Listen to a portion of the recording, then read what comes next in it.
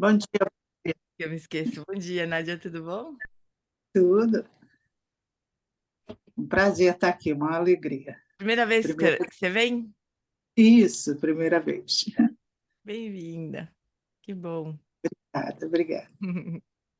Então vamos fazer uma prática curtinha, Chuchus? Só para chegar tudo, né? Porque chega o corpo, chega a energia, chega a mente, tem que chegar todo mundo, né?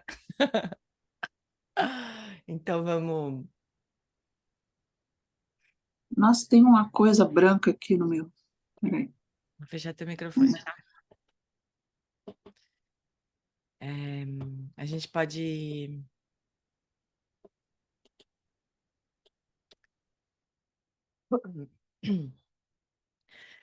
gentilmente começar a trazer a atenção pro lugar onde a gente está, os sons ao nosso redor, neste momento. E a gente pode sentir os apoios do corpo na cadeira, né? Assentos, pés no chão, talvez as costas encostadas um pouquinho. E deixa o corpo descansar, repousar, relaxar sobre esses apoios e sobre o eixo da coluna.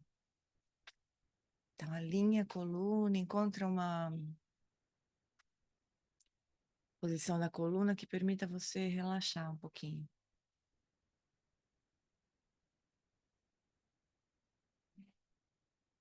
Então, deixa o corpo respirar à vontade,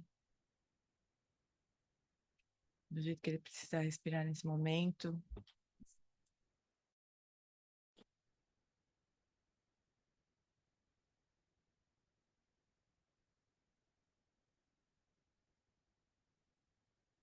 Solta todos os conteúdos da mente, todos os pensamentos que surgirem na mente, sobre o passado, sobre o presente, os comentários do que está acontecendo agora, tudo que surgir, deixa surgir e deixa passar. Para não tecer nenhuma história a partir do que surge na mente.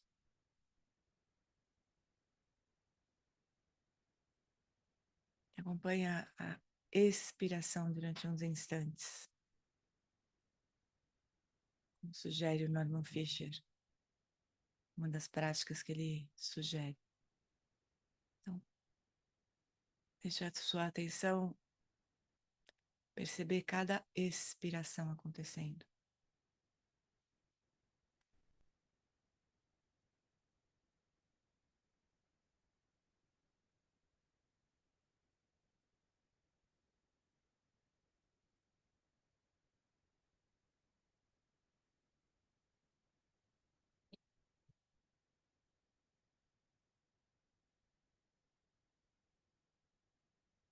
Pode soltar um pouquinho mais com cada uma delas.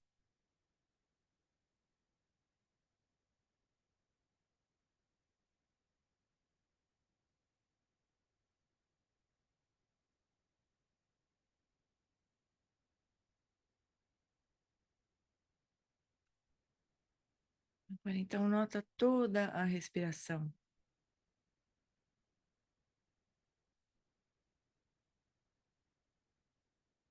No momento que o ar começa a entrar nos pulmões.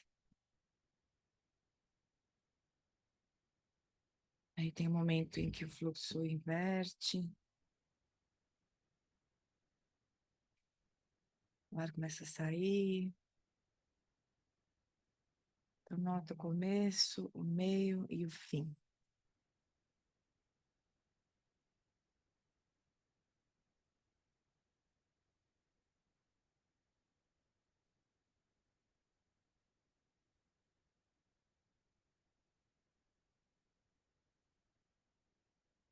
E aí, o último passo dessa prática, conforme Norman Fischer, é sentar-se com a respiração como se fosse um koan. O que é esse momento de respiração? No final das contas, a sensação mais concreta, fundamental de nós estarmos vivos é a respiração, o corpo, a consciência. Então, fica um pouco presente com isso, a respiração, o corpo e a consciência.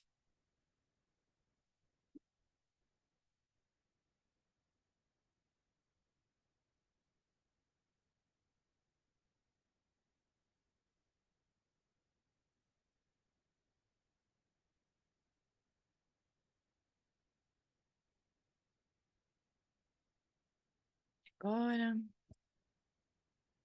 como a gente tem brincado, pode, então, aos poucos mover o corpo, abrir os olhinhos, e se preparar para não encerrar esta prática. A gente não precisa encerrar, né? A gente pode simplesmente incluir as pessoas, as outras coisas.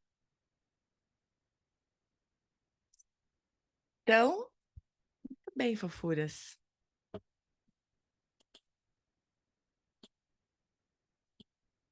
Deixa eu ver aqui. A volta tá na fisioterapia. Tá bom. Bom dia, Vini. Bom dia a todo mundo que chegou depois. Bom dia. Bom dia. Bom dia, Gi. Bom dia, Chuchu. Bom dia, querida. Então, a gente tá, por mais incrível que possa parecer, a gente tá no fim do livro. Para quem tá chegando hoje, ou agora, assim, faz quase 2 anos que a gente tá estudando esse livro, né? A gente é muito sem pressa, né? Oi? Oi, a Carmen aqui. Rapidinho, eu só queria falar que eu comecei os estudos contigo com o Norman Fischer. Você começou o quê, Cá? Fala de novo. Eu comecei os estudos contigo. É, Foi com o Norman Fischer. pois Então, é. Imagina. tá no fim. Agora tá no fim. Você começou, pegou o começo e o fim, né, Cá? Tá bom, tá ótimo. Então, não tá bem, eu não sei bem quanto tempo que a gente vai demorar para terminar esse fim também, sabe? Porque é isso, né? A gente não tem muita pressa.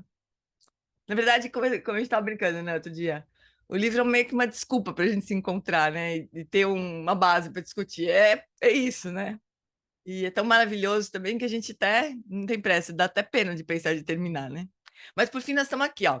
Nós estamos no capítulo 7, que é o último capítulo. Então, ele falou sobre as 6 perfeições dos bodhisattvas, né? As práticas de perfeição, da generosidade, da conduta ética, da paciência, do alegre empenho, da meditação. E agora, perfeição da compreensão.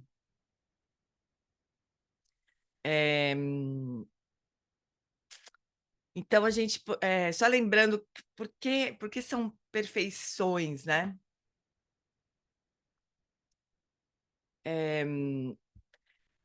O que transforma uma qualidade em uma perfeição é o que a gente fala que é a ausência das 3 esferas. Ou seja, quando a gente faz uma ação qualquer comum, né, tem sempre um agente, a ação em si, e alguém que recebe aquela ação, né? Então, isso gera, assim, muitas vezes uma assimetria, né? Então, por exemplo, a prática de generosidade é mais fácil de a gente explicar e entender. Quando eu dou alguma coisa para alguém, tem eu que estou dando alguma coisa para uma outra pessoa que possivelmente, na minha mente, precisa daquilo, né? Então tem uma assimetria, tem alguma coisa que o outro não tem, eu vou lá e dou, e aí eu posso me alegrar com aquilo, me sentir muito importante por causa daquilo, né? Se o outro torce um pouco o nariz ou não tem a reação que a gente espera, a gente fica chateado, enfim. Tem uma assimetria que pode levar a uma série de consequências, né? Nós estamos na página 213, isso mesmo, Rô. 213. a perfeição da generosidade é quando essa separação entre aquele que está dando, o ato em si, e o que está recebendo, não existe mais, sabe? Como se o ato fosse muito natural, fosse só o que é possível fazer, assim, né? É tipo assim, quando a gente tá com uma coceira no pé e a gente pega a mão e encosta, o pé não fica grato e devendo alguma coisa para a mão. Olha, da próxima vez que você sentir coceira, eu vou te coçar. Não tem isso, né? Então é como se fosse a perfeição da coceira. A gente vai lá simplesmente encosta, né? Não tem um sentimento de superioridade ou de que o outro está devendo alguma coisa pra gente, né? Então é assim. Essa é a parada da perfeição, né? Então agora a gente está, por fim, na perfeição da sabedoria, né? Ou da compreensão, como o Norman Fischer fala, né? E, logicamente, ele está apresentando isso do ponto de vista do Zen, que é a tradição dele, né? Que é muito linda, né? Então, vamos ler agora e a gente vai seguindo. Então, o Zen e os ensinamentos sobre vacuidade, né? Vacuidade é o tema da perfeição da sabedoria, né? A gente entender, só rapidinho, para botar todo mundo na mesma página, a gente entender que todos os fenômenos, tudo que surge, tudo que acontece, surge de uma forma dependente, interdependente. Então, né, por exemplo, eu estou aqui brincando de ser a facilitadora. Por quê? Porque vocês toparam, porque a gente tem a tecnologia, porque a gente tem o Norman Fischer que escreveu esse livro maravilhoso. Então, a gente fez um acordo aqui, estamos todo mundo aqui. Então, eu, facilitadora, né, nesse momento, né, porque a gente topou, quer dizer, eu não sou uma facilitadora, né? Eu tô brincando aqui de ser facilitadora desse estudo, né? Mas é fácil de acabar essa minha identidade morrer. É muito fácil. Se vocês falarem, olha, sabe uma coisa, a gente não quer mais brincar, viu? Não vamos mais. Ou então, a internet não existe mais. Pensou? Acabou, né? Então é assim, as coisas todas as nossas experiências elas surgem assim. Mas a gente não vê as coisas assim, né? A gente vê as coisas com muita concretude, com muita rigidez, com muita solidez, né? Então, a perfeição da sabedoria, a gente cada vez mais vê as coisas, a perfeição da compreensão, né? Vê essa natureza vazia ou interdependente, que é a mesma coisa. Dizer uma vazia, que é uma coisa estranha, que a gente pode pensar que não existe nada, né? Ou a gente pensar que tudo nasce, tudo surge de uma forma interdependente. Essa é a perfeição da compreensão. Então, vamos lá. No Ren, o sexto ancestral Zen chinês, o pesador de arroz mencionado no capítulo anterior, foi despertado repentinamente quando ouviu alguém lendo o Sutra do Diamante, um dos sutras sobre a vacuidade, quer dizer, um dos ensinamentos do Buda sobre a vacuidade. A linha que lhe chamou a atenção foi dar origem a um pensamento não suportado, ou sem base, né? Isto é, um pensamento, uma palavra, sem nada substancial, qualquer coisa com uma identidade própria, né? Uma existência inerente. A gente, na semana passada, a gente tinha falado que esse ser próprio, que essa tradução é bem esquisita, então a gente tinha pensado de sempre mudar esse ser próprio para a existência inerente, ou seja, me perdi um pouquinho. Eita, onde que eu... Pronto. Que é justamente isso que a gente está dizendo, né? Quando a gente diz que alguma coisa não tem existência inerente, significa que ela não existe de forma sozinha, independente, né?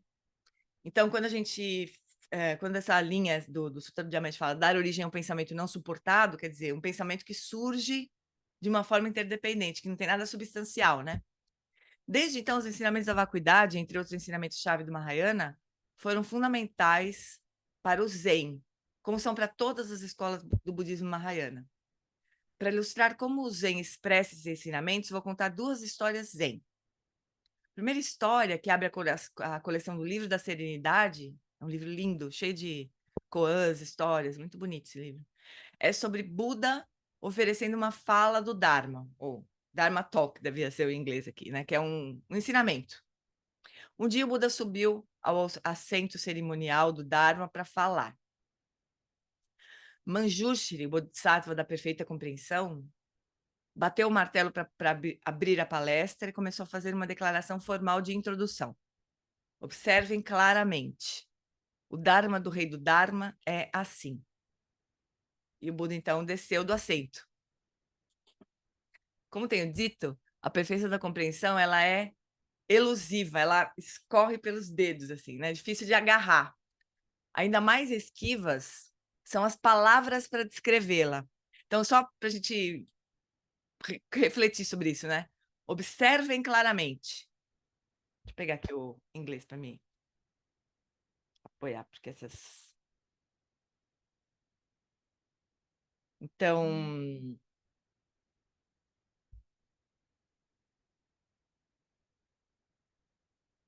só um pouquinho.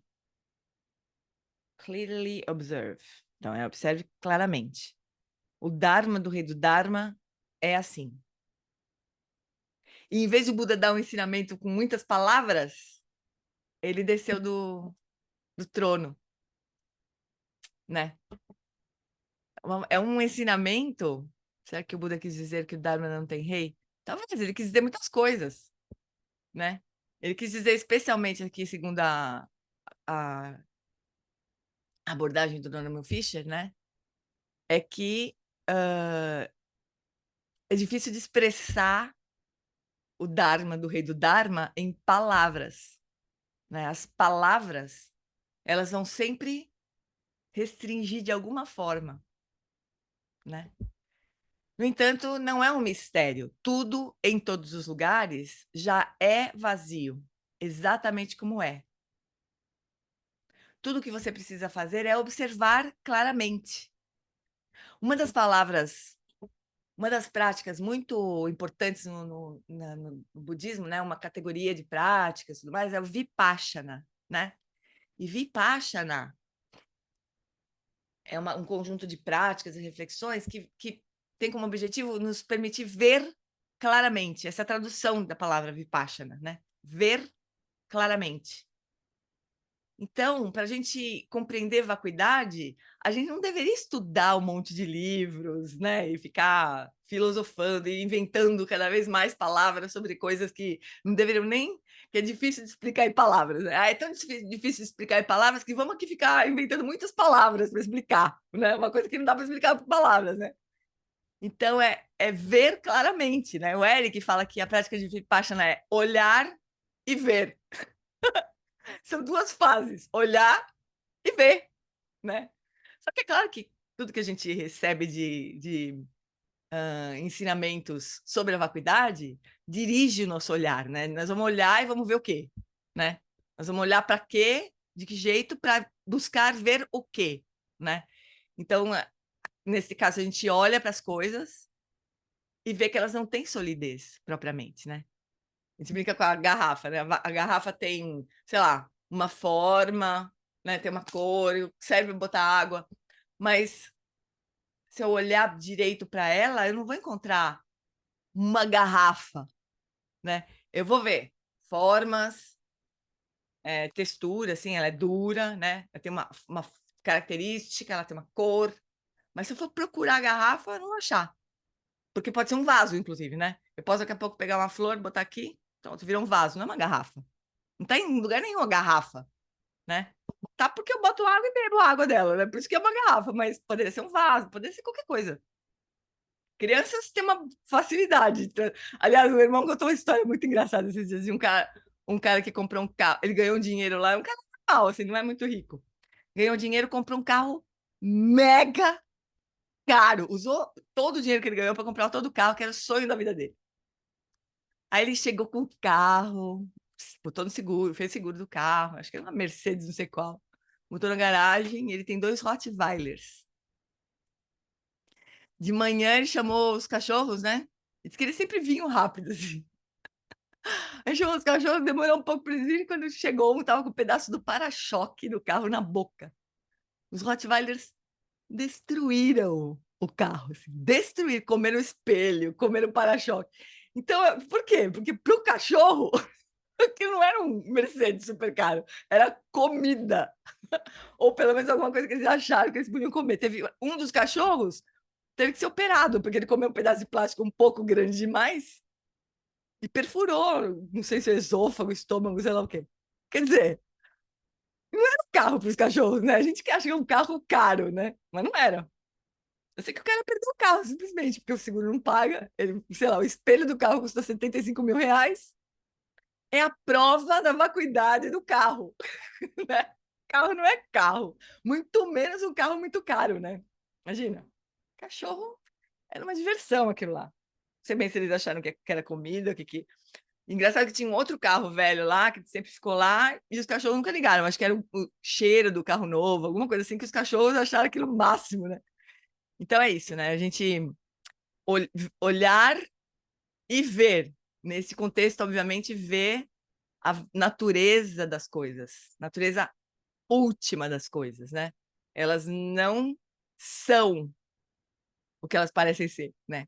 Elas são também, mas não são intrinsecamente nada, né? Só para a gente lembrar, tem que a gente já falou quando começou a estudar aqui, mas tem um ensinamento muito legal do Buda Maitreya, que é o próximo Buda, né? Já tá eleito, assim, vai ser o próximo Buda. A hora que os ensinamentos do Buda Shakyamuni desaparecerem do nosso mundo, né? Vai surgir o Buda Maitreya, ele já está escalado, vai dar ensinamentos, né? Mas ele já é um Bodhisattva, então ele já deu muitos ensinamentos, Maitreya. Um dos ensinamentos que é muito legal é sobre a vacuidade, que ele faz 3 afirmações. Primeiro assim, isso aqui é uma garrafa. Uma afirmação dura, sólida, isso aqui, não, é uma garrafa. Com certeza é uma garrafa, né? Aí a segunda é assim, não é uma garrafa. Com toda a explicação que já deu. Ah, pode ser um vaso, pode ser nada, pode ser um chapéuzinho, sei lá o quê. Então, não é uma garrafa. Segunda afirmação. Então, primeira é, não é duro. Segunda, não é, nega, né, a existência inerente. Aí a terceira é uma garrafa. Porque eu ponho água e bebo, então ela funciona como uma garrafa, né? Então, o ensinamento de uma matéria é assim, não é, mas é. Então, se a gente lembrar dessas 3 afirmações, né, eu acho super útil, assim. A primeira afirmação é meio em volta na ignorância, né? Assim, com certeza é. Assim, você nem reflete. Não, com certeza é. É a visão comum das coisas. É uma garrafa, né? Aí a segunda afirmação é: não é uma garrafa, porque, né, tem partes, depende de causas. Se eu quiser transformar num vaso, eu transformo. Não é uma garrafa. Mas a terceira é uma afirmação dizendo assim: olha, não é uma garrafa, mas ela pode ser uma garrafa, né? Ela funciona como uma garrafa. Então, o terceiro é um de sabedoria, que reconhece que não é, mas é, né? Então, se a gente lembrar desse não é, mas é uma forma de a gente olhar e ver, né? Então, embora a gente não precise de palavras para investigar a natureza das coisas, né? O conhecimento, o estudo que a gente tem previamente nos ajuda a observar o que eu vou buscar ali, né? O que eu quero ver ali sobre a natureza das coisas, né? Já está se aquecendo na beira do campo. O Maitreya já está se aquecendo na beira do campo. Já foi chamado. Maitreya, aquecimento. Então, é isso. Primeira historinha, né? Deixa eu esperar que... Não sei se vocês veem, mas aparece uma... Quando eu ponho assim, aparece uma telinha que tampa a minha visão aqui. Então, tudo que você precisa fazer é observar claramente. Então, a palestra sobre o Dharma do Buda é um exercício de eloquência definitiva, né? Nessa história, não tem nada mais preciso, né, do que o silêncio. Nesse caso, a gente diz que é o nobre silêncio, né? Não é um silêncio de quem, sei lá, não sabe o que falar, ou de quem não está a fim de falar. É um silêncio que quer nos fazer enxergar o que é, né? De uma forma definitiva, assim, né? Que tal, pessoal? Tá muito louco esse papo? Ou tá possível? Então tá bom. Vamos seguir. A presença de Manjushri, que é o Bodhisattva da perfeita compreensão, né? Manjushri é o Buda da sabedoria, né? Assim como Avalokitesvara é o Buda da compaixão, né? Manjushri é o Buda da sabedoria, o Buda da perfeita compreensão. Nos diz que esse é um ensinamento sobre a perfeição da compreensão. Na arte budista, Manjushri é retratado como um jovem sentado em meditação, segurando numa das mãos uma espada erguida sobre a cabeça e na outra um livro, o Sutra do Prajnaparamita. Então é o Buda que vai cortar a ignorância com a espada dele, né? Espada de Manjushri. Opa! A espada corta todas as palavras e ideias emaranhadas, mostrando o espaço vazio no centro. A segunda história é sobre Bodhidharma, a quem mencionamos anteriormente como lendário fundador do Zen. Essa história aparece como a primeira história no Blue Cliff Record, outra importante coleção de koans. O imperador chinês Wu pergunta a Bodhidharma: qual é o significado mais elevado, mais alto das sagradas verdades? E Bodhidharma responde: vazio. Não há nada sagrado. O imperador diz: quem é esse de frente para mim? Eu não sei, Bodhidharma responde. E o imperador não entendeu. Bodhidharma atravessou o rio Yangtze, chegou a Shaolin e ficou sentado de frente para a parede por 9 anos. Deixa eu ver se tem. Acho que é só a referência. É. As verdades sagradas, entre aspas, representam os ensinamentos budistas normativos. Normativos.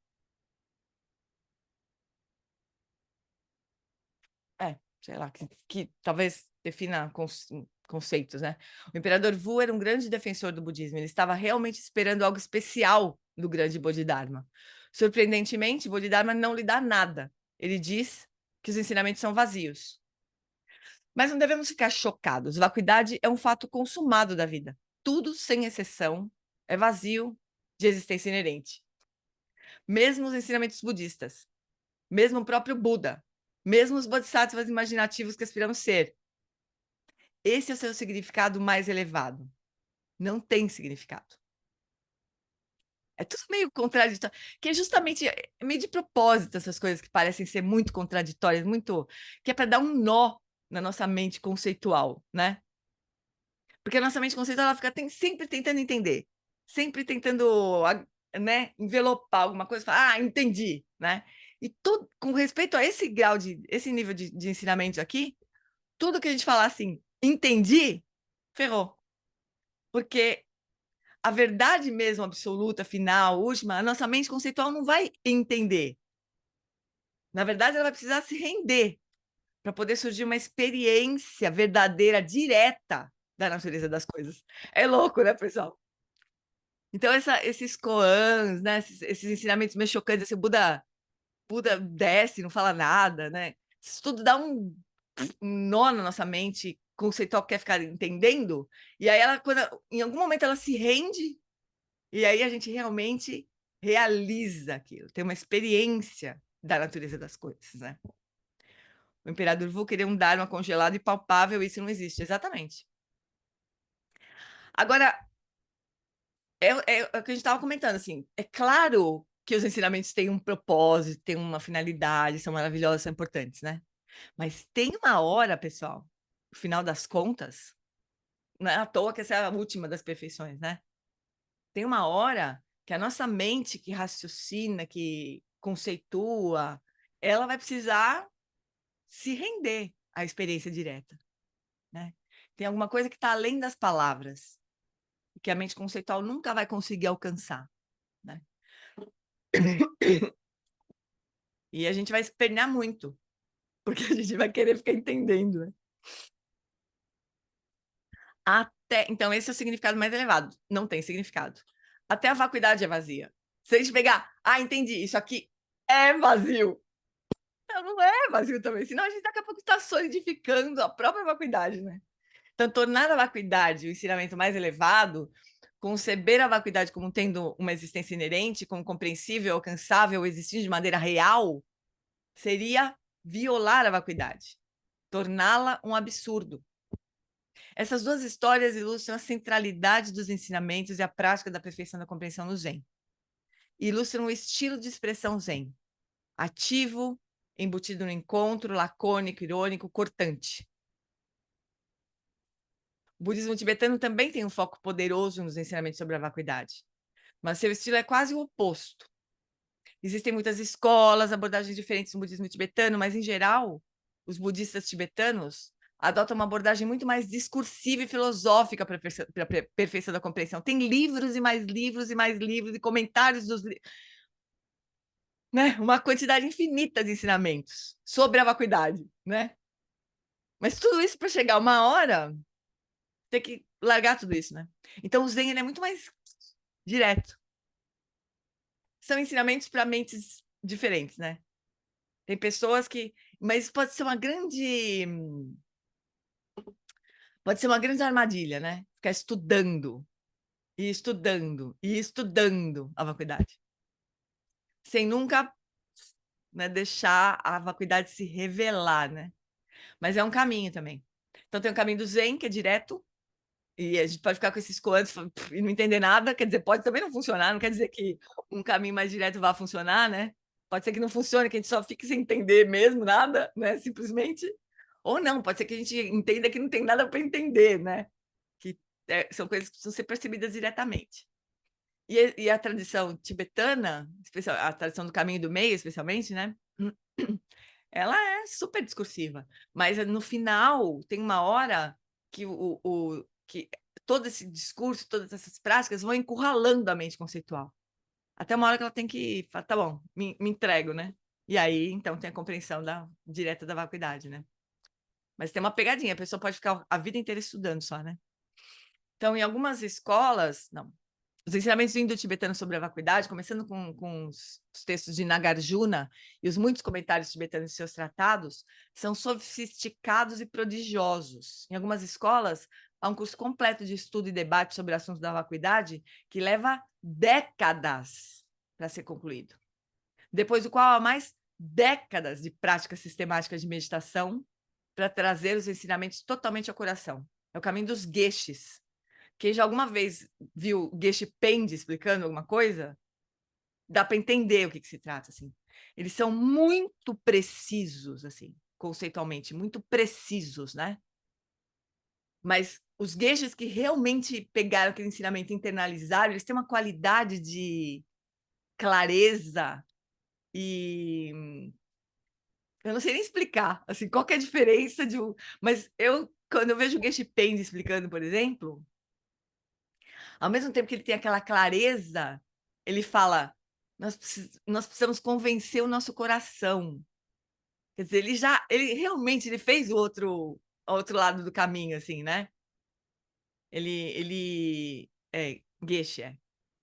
Geshe é um título, né? Que a pessoa adquire mesmo. Ela estuda, presta um exame, e aí ela recebe o título de Geshe, né? Então, são sempre pessoas que estudaram muito, né? Mas não só estudaram, né? Elas convenceram o coração delas sobre aquilo, elas tiveram experiência direta daquilo, né?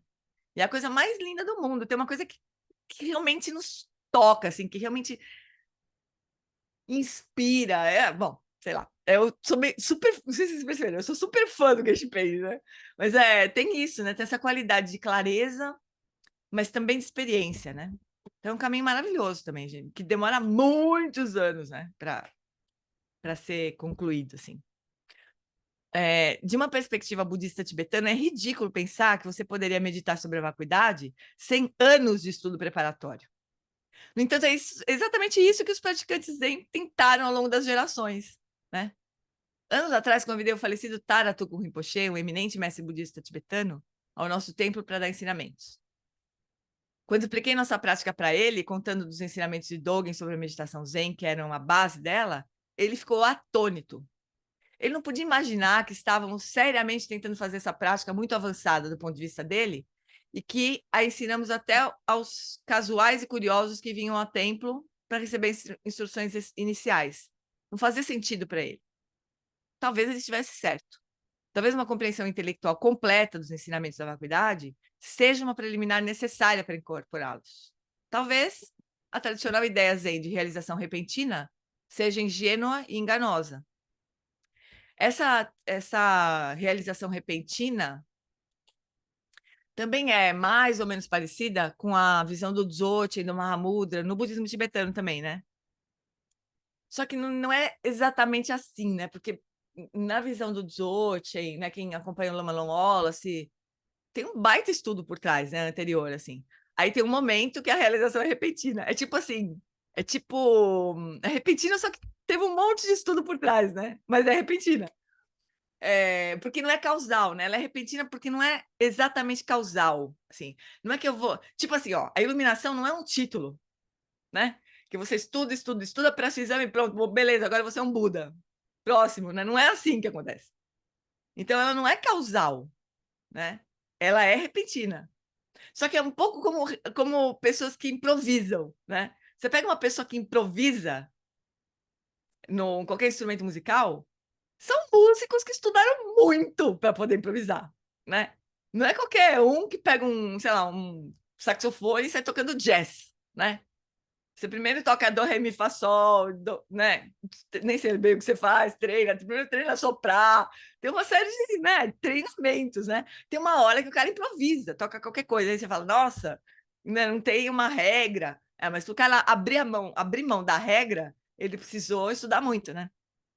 Então, pouco a visão do budismo tibetano. O Zen parece que não, o Zen parece que já é uma coisa direta, assim.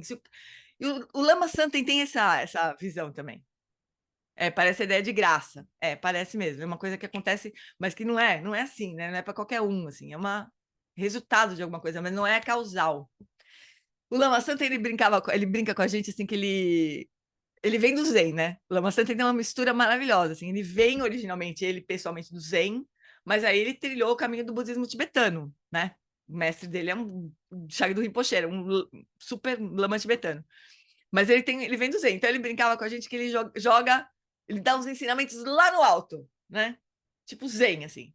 Koan, um negócio assim. Não é mais por exemplo. Que já não é tão Koan, mas uma coisa assim. Aí, se a pessoa entender aquilo, ótimo, fim, né? É só continuar contemplando e pronto. A pessoa avançou. Se a pessoa não entender, aí ele vai dando mais explicações, né? Mas ele brincava que é como atirar o gato no topo de um pau de sebo. Se o gato conseguisse segurar, ótimo, senão ele começa a escorregar.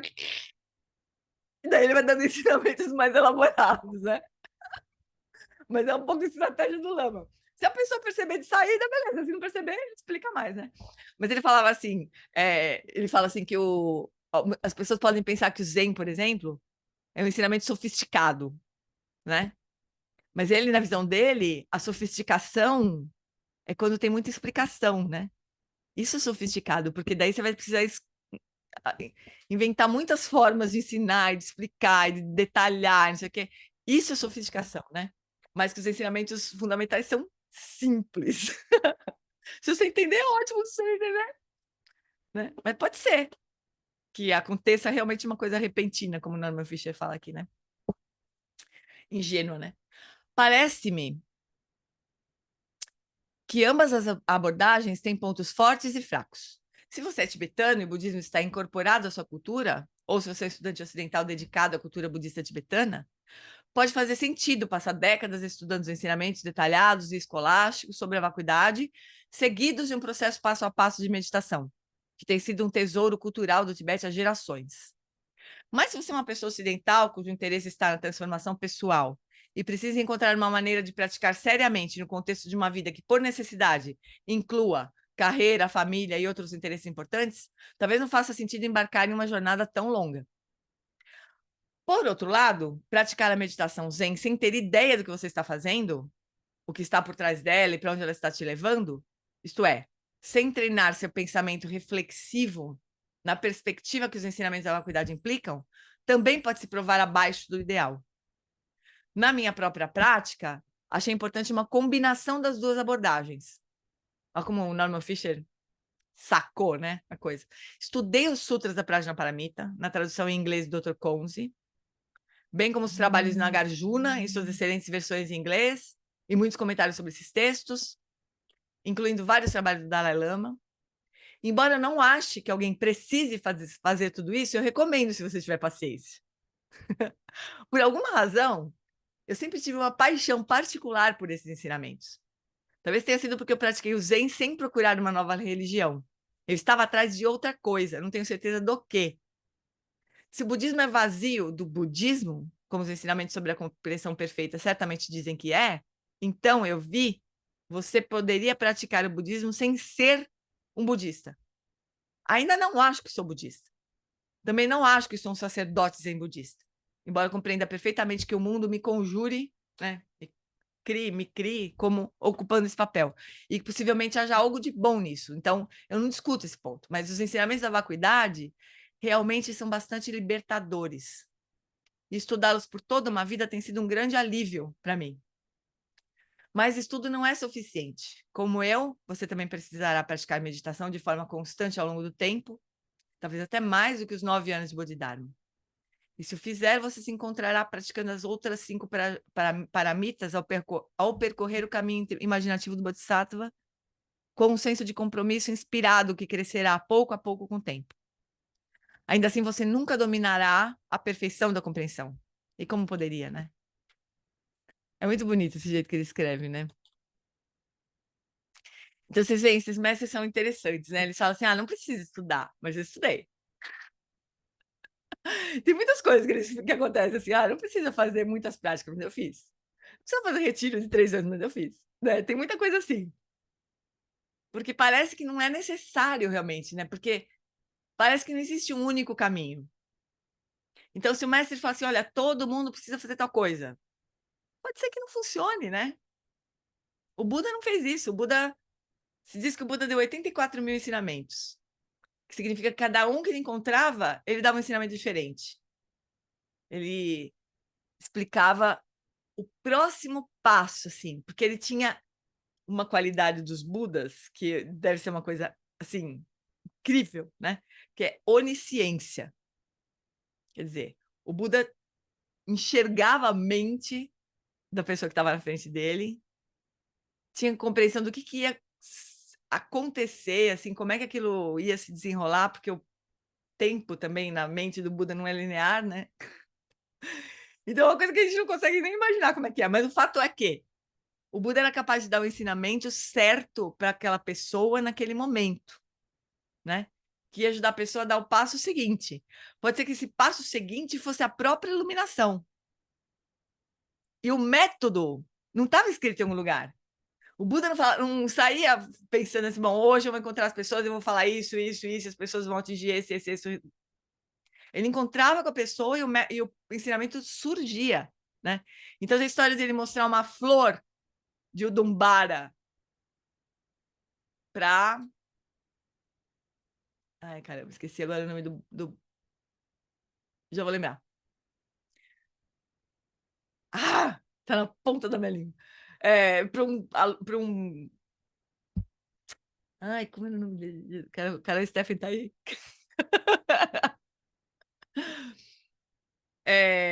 De ele mostrar, bom, para um praticante, né?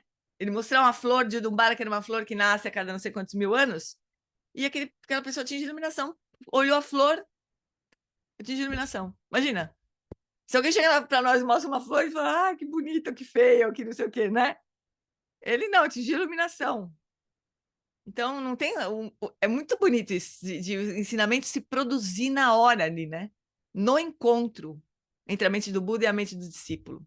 Isso é uma coisa que a nossa mente irracional né, e organizadora, e não sei o que imagina, qual que deve ser o currículo, né, que eu tenho que cumprir para atingir iluminação, né? Para nós é muito difícil isso, né? Toma não sei o que é, Carolzinha. Eu vou lembrar já, peraí. Então, era o próximo tema, vacuidade, autorreflexão e humor.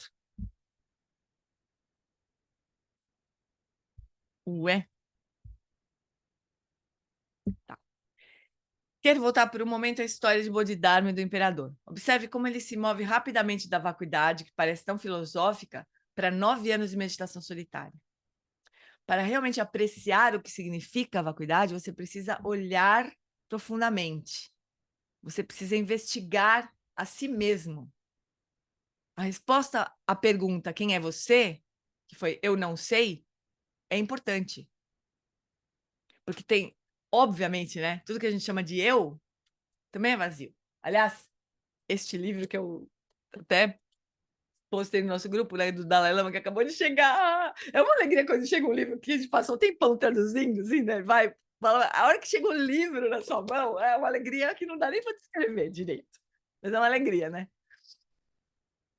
Este livro, ele tem muitas reflexões para chegar justamente nessa compreensão da vacuidade do eu, né?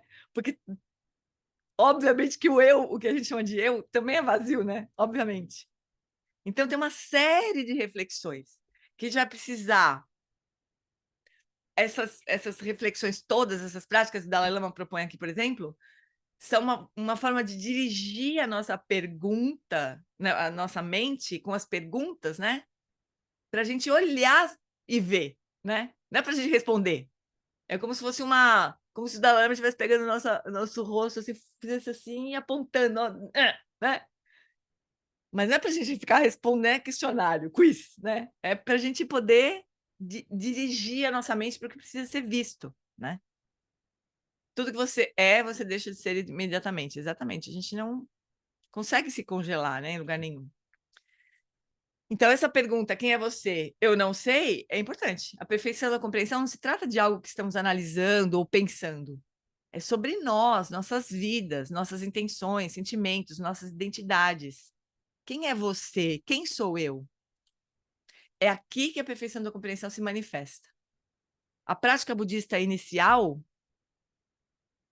focou-se na análise do eu, seguindo a percepção do Buda de que não existe um eu real e que o apego a um eu, que não existe como tal, é o problema humano central.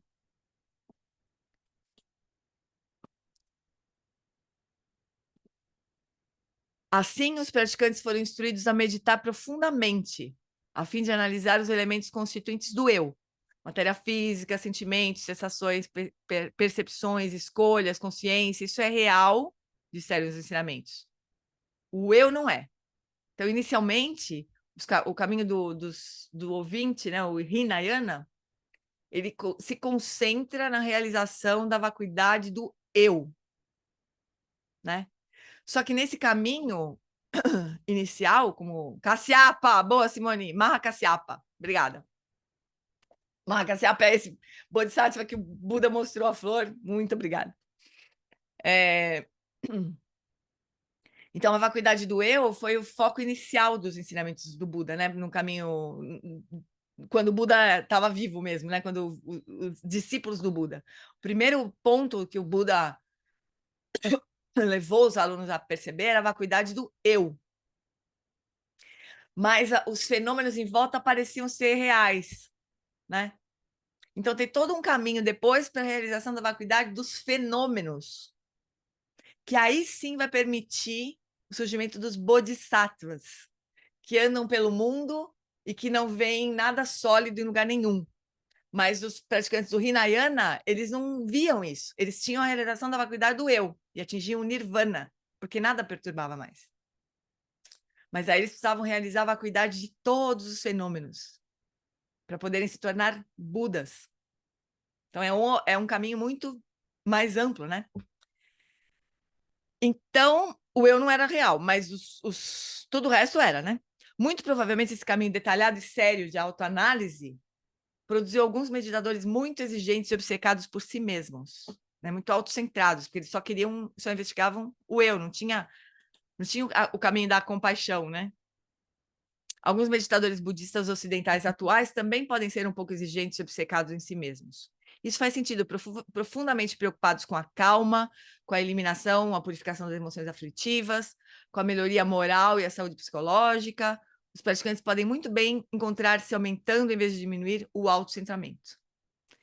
Então, eles acabam se isolando dos outros, né? Se recolhendo para poder se acalmar, meio que blindado, né? Isso acaba sendo um caminho invertido do que o budismo propriamente, né? Do que o Dharma propriamente quer trazer, né? Que é uma conexão profunda com todos os seres, o Bodhisattva, pelo menos, né? Estou certo de que os praticantes budistas, desde os primeiros tempos, viam essa tendência autocentrada em si mesmos. Isso deve tê-lo preocupado. acredito que os ensinamentos da vacuidade surgiram dessa preocupação. O súbito insight sobre a vacuidade explode esse problema. Sim, o eu é vazio, como o Buda originalmente ensinou, mas também os seus elementos constituintes também são. Portanto, a prática da análise do eu em seus elementos é, em última análise, inútil. Não descobre o real, mas apenas abre um novo nível de ilusão, né?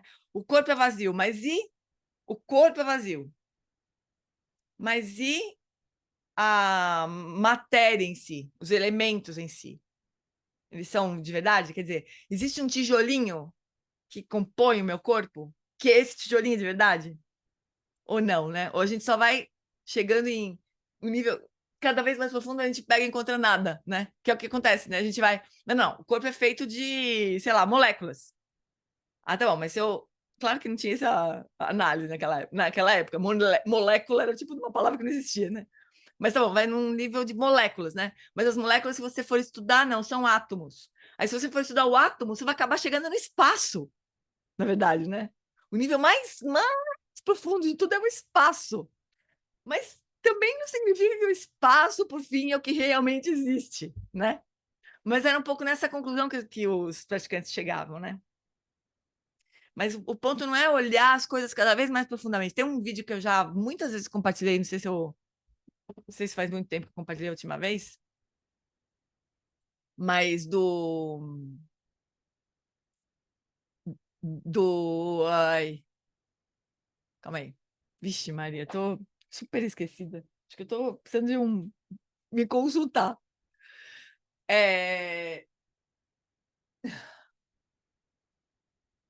Ai, meu Deus do céu. Carol, esse você sabe. O TED do neurocientista. Cara, não vem nada. Ah, do Donald. Do Donald. Isso. Peraí que eu vou achar. Peraí. Tá. Ele fala isso. Carol GPT. Hã? Tá fechado o microfone, Henrique. Carol é o chat GPT. Você pergunta Donald Hoffman. O chat GPT. A minha irmã chama Carol de Carol Wikipedia. Mas agora vai ser Carol Chatbot. O Donald Hoffman, o nome do pesquisador. Ele compara assim, a nossa visão de realidade com um computador, né? Com a interface de um computador. Ó, a Carol postou aqui o link aqui desse TED, é maravilhoso, assim. E aí ele fala que a nossa relação com as coisas que a gente chama de realidade é como a interface de um computador, né? O monitor. Mas para a gente penetrar a natureza última dos objetos que estão compondo a realidade para nós, não é suficiente pegar uma lente de aumento e olhar cada vez mais de perto e cada vez mais no detalhe das coisas, né? Porque seria como a gente pegar a tela do computador e querer olhar o que está dentro da tela do computador para descobrir como que são verdadeiramente as coisas que estão na tela. Isso não ajuda, né? Não resolve a questão. Então, é muito interessante. Não é uma investigação de análise só da materialidade das coisas. Porque, sim, a gente vai chegar no espaço, né? Se a gente for aprofundando a análise, chegar no átomo, partículas atômicas, a gente vai acabar chegando no espaço. Mas isso não resolve a questão, porque a gente vai daí solidificar o espaço, né? Dar solidez para o espaço. Então, é uma análise um pouco mais complicada do que isso, né? Então, vamos seguir aqui mais um pouquinho. Ai, não, acho que não, né? Deixa eu pensar aqui, deixa eu olhar.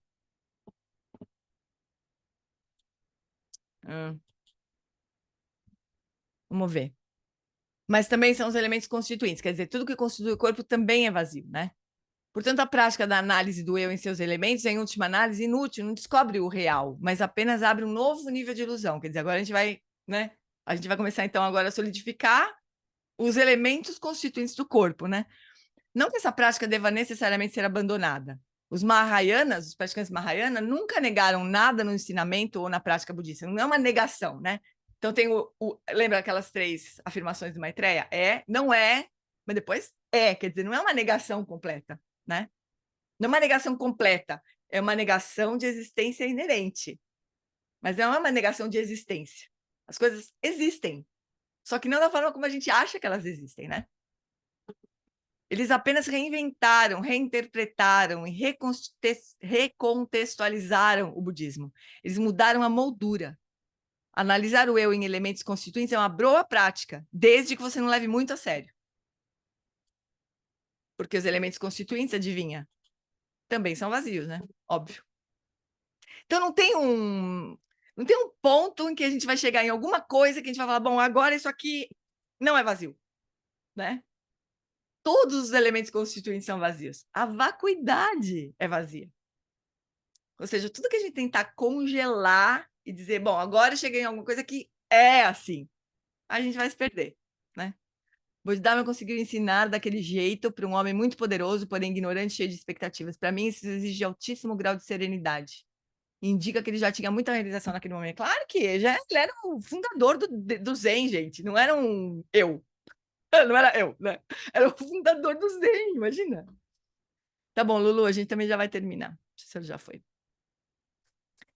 Então, meus bens, a gente para nesse ponto aqui, né?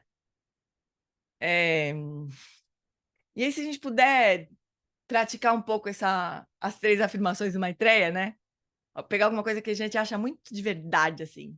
Aí dá uma fala, não é. Não é assim. Tipo, a Carla pegar o filho dela. Esse aqui é meu filho. Ele é meu filho. Não, mas não é meu filho. Ele, né? Ele nasceu, cruzou meu caminho nessa vida. Ah, nesse caso, só os pais podem entrar nessa dúvida, as mães não. As mães não, é verdade, né? O filho meu eu sei que é meu, agora o pai nunca sabe, entendeu? Mas ele não é. A existência toda dele, né? Não é ser seu filho. Mas espera aí, vamos combinar que ele é meu filho, né? Então, se a gente. Mas tem sempre um vamos combinar, entendeu? Vamos combinar que ele é meu filho, né? Então, a gente vai. A Gê vai levar todo mundo pro consultório do Ediângelo. Porque todo mundo vai ficar louquinha. Mas a gente vai dando uma descongelada das coisas, né? Uma leveza para as coisas. Isso é muito, muito, muito precioso, muito libertador, né? Mas o mais importante é a gente entender que não é uma negação completa. É uma negação da solidez, da rigidez que a gente dá para as coisas. Isso é muito libertador, né? Tá bom, meus bens? Nádia, muito louca essa conversa toda aqui. Gostoso? Então tá bom, Carolzinha. Então Olha, vamos. se você quiser, eu tenho a data quando a gente começou, porque a gente traz bolo. Cá, fala aí, é maio. Você falou um dia. Que dia que foi? Fala aí. Olha, eu acho que foi dia 20, é abril. Abril? Capaz de a gente Abril. terminar em abril. Que dia, Cá? Mais ou Fala menos aí. no dia 20 de abril. 20 de abril. Vamos ver se até dia 20 de abril a gente consegue terminar. Para cravar 2 anos certinho de estudo, né? Aí a gente vai pegar o livro da Lama Elizabeth, que vai demorar mais 4 anos para gente estudar. Já resolveu que vai ser ela mesmo? Acho que sim, né? Não sei o que vocês. Acho que sim, pelo menos pareceu. Você não Comprar o pareceu... livro, então, que eu não Olha, tenho. no meu livro está marcando o início, lá dia 30 de março de 30 de 21. março. Ferrou, Ah, então. 30 Vai de ser março de 21. A gente Mas começou naquele primeiro capítulo, É imaginação. primeiro de abril. Dia da 1º de mentira, abril. nunca vai acabar. Nós vamos ter que. Vamos tentar fazer isso, mas não vai dar. Eu acho que em março não vai dar, pessoal. Vamos tentar, mas acho que não Acho vai que dar. não tinha o livro. Então tá bom, meus bens, vamos só um minutinho trazer a consciência para o nosso coração, para o nosso corpo. E a gente compartilha com todos, a gente faz essa prática de generosidade, né? De que a energia que surgiu desse nosso encontro, da nossa discussão, da nossa presença aqui juntos, com esse propósito tão maravilhoso que é estudar a verdadeira natureza das coisas, que liberta os seres do sofrimento, nós e todos do sofrimento, a gente compartilha essa energia, essa energia de prática com todos. Que isso possa se traduzir em benefício para todos.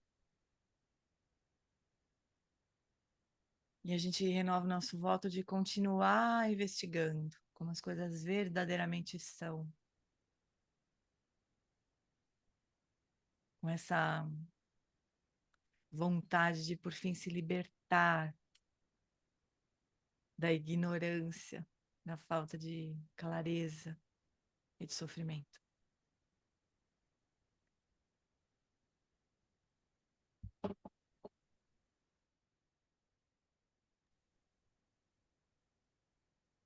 Então tá, meus bens.